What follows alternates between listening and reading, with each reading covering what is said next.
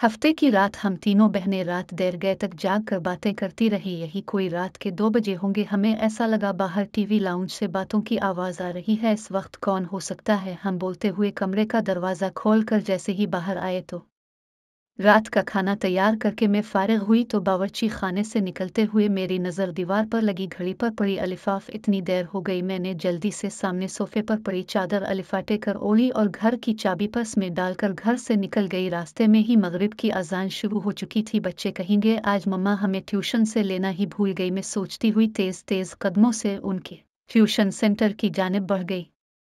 मम्मा आपने इतनी देर लगा दी। 7 साला रेहान शिकायती नज़रों से मुझे देखते हुए बोला, जबकि 6 साला अनम भी मुंह फुलाए चल रही थी। मुझे इसका मुंह देखकर बेसाख्ता हंसी आ गई। अच्छा सॉरी बाबा, आइंदा ख्याल रखूंगी, ऐसी गलती दोबारा नहीं होगी। हम तब मानेंगे आपकी बात जब आप हमें हफ्ते को नानों के घर रहने देंगी। अनम रेहान की शर्त पर मैंने हंस कर हामी भर ली। जल्दी चलो, तुम लोगों के बाबा भी घर आने वाले होंगे। मैं दोनों का हाथ पकड़कर सामने वाली गली में दाखिल हो गई। ये रास्ता शॉर्टकट था, उधर से जल्दी घर आ जाता था। वैसे तो मैं रोड से ही जाती थी, ज्यादातर इस गली से गुजरते हुए कतराती थी। अलिफाफ मम्मा ये कितना डरावना घर है, इसको देखकर डर लग रहा है। रेहान हाउस नंबर 450 को देखते हुए बोला, जो बिल्कुल अंधेरे में डूबा हुआ था। अजीब वहशत बरस रही थी इसकी बात पर। मैं दोनों बच्चों को लेकर जल्दी से आगे बढ़ गई। रात काम से फारिग होकर बिस्तर पर लेटी तो बेसाख्ता नजरों के सामने वो घर आ गया। इस घर से मेरा माजी जड़ा हुआ था। मैं आहिस्ता आहिस्ता अपने बीते माजी को सोचने लगी।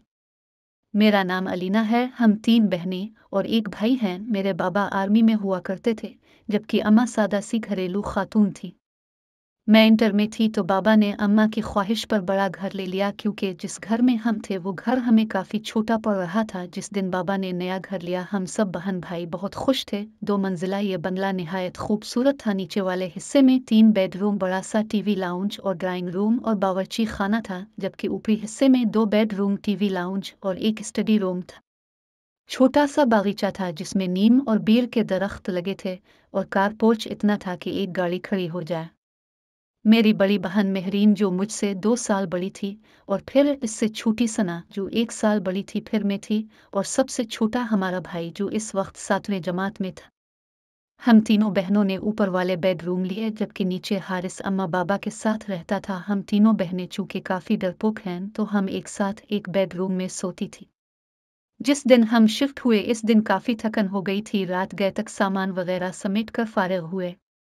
बाकी का काम अब कल कर लेना, अब जाओ तुम लोग भी सो जाओ। खाने से फारिग हुए तो अम्मी बोले तो हम तीनों बहनें ऊपर आकर लेट गई। थकन इस कदर थी कि लेटते ही नींद आ गई। अभी सोए ज़्यादा देर नहीं हुई थी कि मुझे नींद में ऐसा लगा कि कोई बाहर दरवाज़ा बजा रहा है। मैंने अलिफाटे कर दरवाज़ा खोला तो सामने काली बली खड़ी मुझे घूर रही थी। इसको देखकर मेरी बेसाख्ता चीख निकल गई। मेरी चीख पर मेरी बहनें घबरा कर अलिफाटे गई। क्या हो गया, सब खैर तो है? मेहरीन ने मेरे पास आकर पूछा।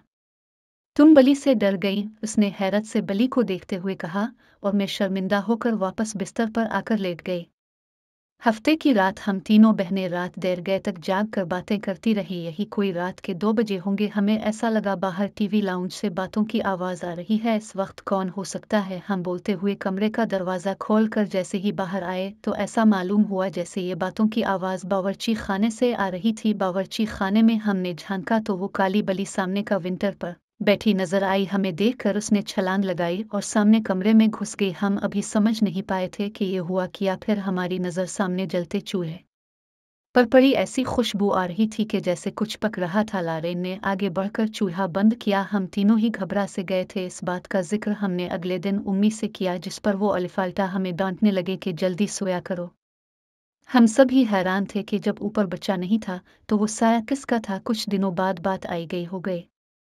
हम सब घर वालों को कजिन की शादी में इस्लामाबाद जाना था। 2 हफ्तों बाद हम वापस जब घर आए तो बड़ी अजीब हैरत हुई। पूरा घर शीशे की मानिंद चमक रहा था। ऐसा लग रहा था कि रोज घर की सफाई होती रही हो। हमें ये सब देखकर बड़ी हैरानी हो रही थी। बल्कि हारिस बोला, ऐसा लगता है रोज काम वाली आकर काम करके जाती थी।